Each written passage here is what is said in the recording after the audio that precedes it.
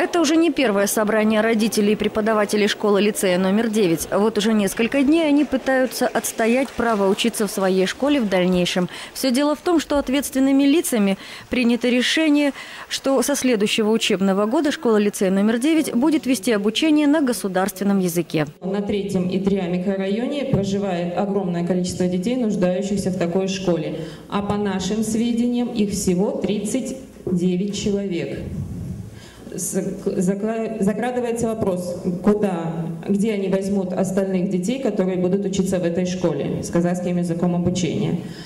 Следовательно, эти дети будут приезжать с других микрорайонов города, а мы с вами, в свою очередь, будем ездить куда-то в другое место. Сегодня в нашем городе, помимо школ и гимназий, ведущих обучение на государственном языке, имеются смешанные школы. Именно от такой практики планируется отказаться. Только вот далеко не все родители согласны перейти, к примеру, из общеобразовательной средней школы номер 24 со смешанным типом обучения в школу-лицей номер 9, считая это не самым лучшим вариантом. Мы не хотим 9-ю школу, мы хотим в своем микрорайоне открыть свою школу. Да, в центре, чтобы нам поближе. А 9-й школы не надо нам, потому что дорога опасна. Я чуть-чуть не задавил сейчас машину.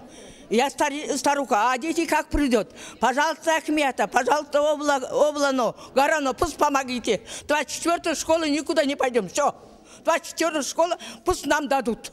Необходимость создания еще одной или нескольких школ, ведущих обучение на государственном языке, в Темиртау, безусловно, имеется. Школы уже определены. Но почему не учитывается мнение ни одной из сторон, ни тех родителей, чьи дети будут вынуждены искать другую школу для обучения, ни тех, чьи дети будут вынуждены добираться до уже обозначенного учебного заведения?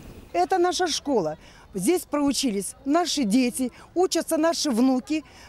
Учатся даже наши правнуки, и мы хотим, чтобы школа наша осталась за нами, за нашими детьми, которые им сейчас как родной дом. Достаточно приемлемо сделать нашу школу хотя бы смешанной. Я надеюсь, что все-таки власти, наверное, пересмотрят этот вопрос и как-то придут к другому решению, что если стоит обстановка, и она созрела не вчера и не сегодня, а уже давно, о вопросе и нехватке казахской школы, значит, обратитесь, я не знаю, к людям вышестоящим, каким-то инвесторам, привлечь их каким-то образом, чтобы тогда построить школу казахскую, и никакой проблемы не будет.